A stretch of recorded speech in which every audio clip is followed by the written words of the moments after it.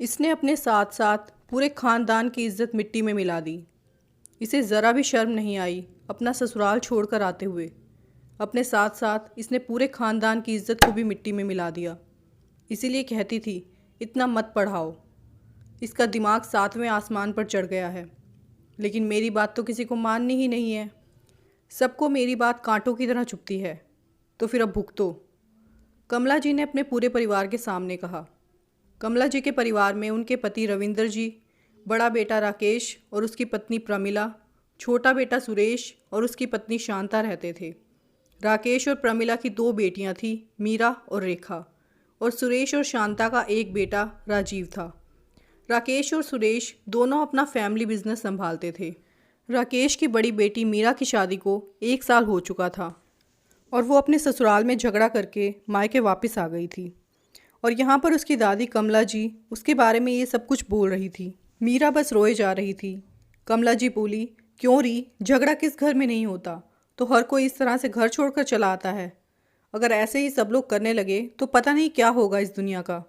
मीरा ससकते हुए बोली, दादी मैंने बहुत कोशिश की उस घर के अनुसार अपने आप को ढालने की, लेकिन मुझसे नहीं हो पाया। वहाँ किसी को मेरी ज़रूरत नहीं है। वहाँ मैं बस एक सामान की तरह हूँ। जब ज़रूरत हुई तो इस्तेमाल कर लिया, वरना लात मारकर दूर फेंक दिया। वहाँ मेरी कोई अहमियत, कोई इज्जत नहीं है। कमला जी बोली, वाह तेरी इज्जत, तू आई बड़ी इज्जत वाली। हम औरतों को बहुत कुछ सहना पड़ता है। अगर ऐसे ही औरतें छोटी छोटी बातों पर घर छोड़कर जाने लगी तो फिर चल गया संसार। मीरा की माँ बोली, माँ जी आप ये कैसी बातें कर रही हैं, आप भी तो एक औरत हैं, तो फिर क्या आपको इसकी तकलीफ़ नहीं दिख रही। जहाँ पर कोई इज्जत ही ना हो वहाँ ज़िंदगी नरक बन जाती है। कमला जी बोली, यहाँ बेटी तो बेटी, अब माँ की भी ज़बान निकल आई है।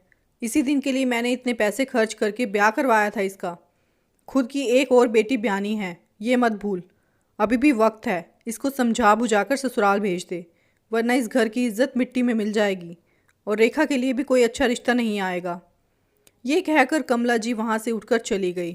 और फिर अगले दिन कमला जी बोली, अरे बहू, सुबह से मैं उठी हुई हूँ, अभी तक एक चाय का कप नहीं दिया मुझे किसी ने। क्या बात है, अपनी बेटी का बदला मुझसे ले रही है क्या। इतने में कमला जी की छोटी बहू शांता चाय लेकर आई। क्या बात है, चाय मंगवाती नहीं तो मिलती नहीं क्या।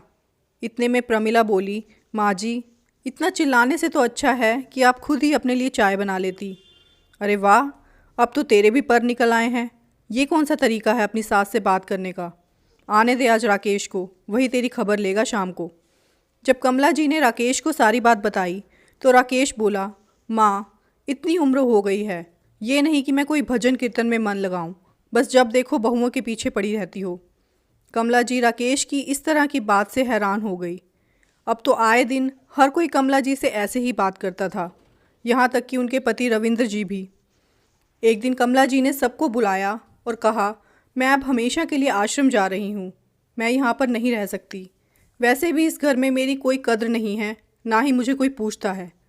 इज्जत देना तो बहुत दूर की बात है, यहाँ रहने में मेरा दम घुटता है। प्रमिला बोली, माँ जी आपने इस घर में अपना पूरा जीवन बिता दिया और फिर भी कुछ दिनों की बेरुखी से आपको इतना बुरा लग गया कि आप इस परिवार को छोड़कर चली जाएंगी। ज़रा सोचिए, मीरा को तो उस घर में गए हुए सिर्फ 1 साल हुआ है और उसे 1 साल में सिर्फ अपमान ही झेलना पड़ा है, तो फिर वो कैसे अपने आप को उस परिवार से जोड़कर रख पाएगी।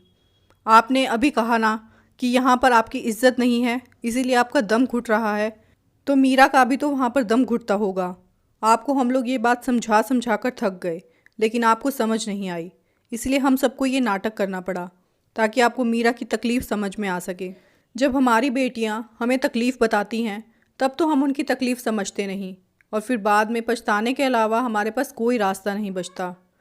कमला जी रोए जा रही थी और मीरा से माफ़ी मांग रही थी कि बेटा मुझे माफ़ कर दे, मैं औरत होते हुए भी तेरी तकलीफ़ नहीं समझ पाई।